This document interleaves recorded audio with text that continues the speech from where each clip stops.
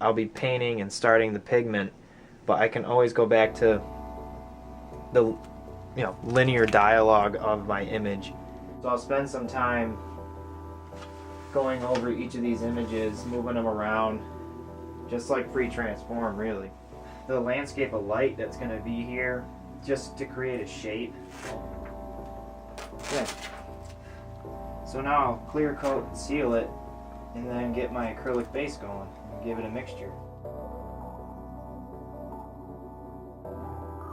Gamsol and Galkid to get the consistency I want, especially in terms of painting flesh. A solvent-free gel, and I actually still use it for backgrounds in particular areas of skin, simply because it gets that that milkiness that I want. These are just hog bristle brights, and I try to stick within like an 8 to 4 range. It means I'll be working in a general manner, which will keep the painting open longer.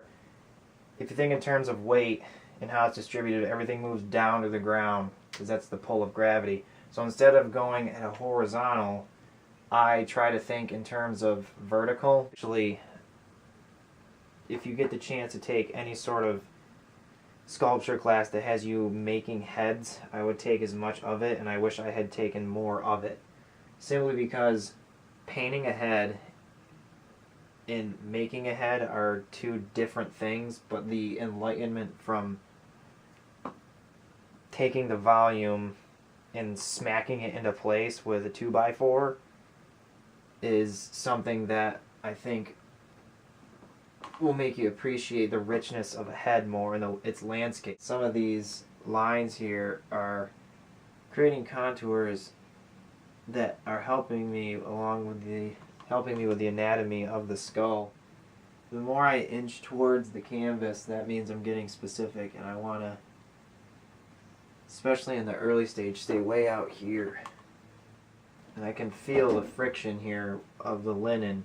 Just the sound of the linen alone has that. It's this again. I've gone in with some just broad geometric shapes for the background, and I'm trying to mix my own oranges instead of using CAD orange. I haven't drawn a line. There's a difference between painting a line and bringing two shapes together that create the line. If this area here is a bit busier than say back here on this side, it's going to push the atmosphere that I want. It's going to create dimensions. So I'm liberally applying paint in this area. The painting's set up overnight, and I've put my photograph away for the time being for the next half an hour, 40 minutes or so, and only just look at the painting and maybe my sketch and see where the painting needs to go. So I mix Scarlet Lake with a little bit of green to get that gray right here, a little bit of white, and then also some Windsor Violet. Just kids' holiday face paint.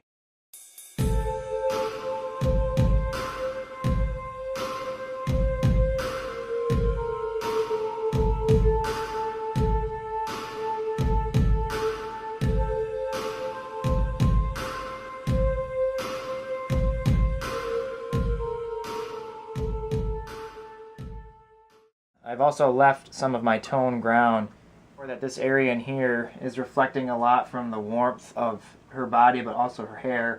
The skin folds and creates a pretty dynamic contour, and it's the tension of her head twisting.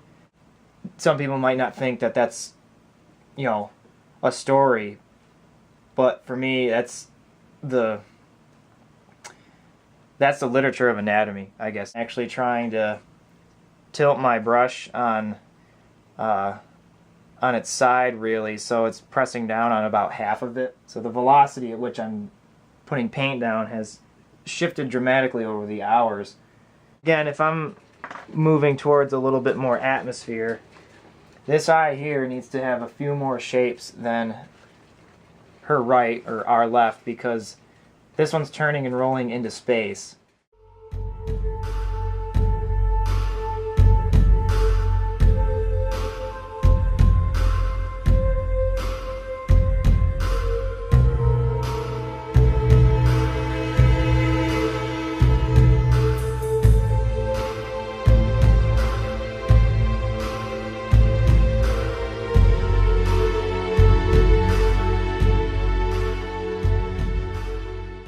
This is a number 2 bright. And so my shapes are now going to reduce in size because of my brush. Because again, that'll create some atmospheric perspective if there's more shapes on that part of the shoulder right there. The mediums I like to use and the solvents, I try to manipulate what skin actually does. I mean, skin perspires over time. I've also added another red, which would be some naphthol red. Which, like, I love Christian Alsman. I'm looking at some of these negative shapes in here. All his shapes, everything is a broad general shape. Since I've been doing tattoos and face paint, I've been looking at Sean Barber. It seems like he has this idea in his head that since the tattoos or the coloring on the skin is actually on the skin, they're almost like incisions. So a lot of the times he has red surrounding the skin, and that he's amplifying. I know what he's doing. He's amplifying part of the dermis. You can tell, like, the hands and everything has a very reddish tint. Like, he's very sensitive to what skin's doing, and I kind of have fallen into that same genre too, especially in this painting here, where it's kind of a red undertone and then the flesh goes over it, like my flesh tones go on top of that red. I look at the skin and the treatment of pigment and I'm like, I have to paint. Even work from like the Dead Space trilogy has nothing to do with what I'm painting, but it'll inspire me to go work. I have all the Akira books. This has nothing to do with what I'm painting or the content of what I'm painting. I could open this and read 10 pages or look at just the magnificent pen and inks and say to myself, okay, I need to go paint. You look at a model over time, over a 30-minute session, they start to sag and tire. So it's never completely still. So why paint something that way? Some of my favorite artists that I look up to can manipulate photographs in a certain way simply because their education in the figurative arts. They've learned how to control that flat JPEG. I love Gregory Manches's paintings.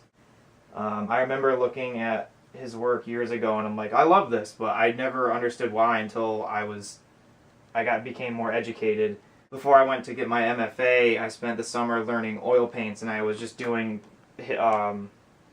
replicas of his work that he did for Conan. First baby's just about due.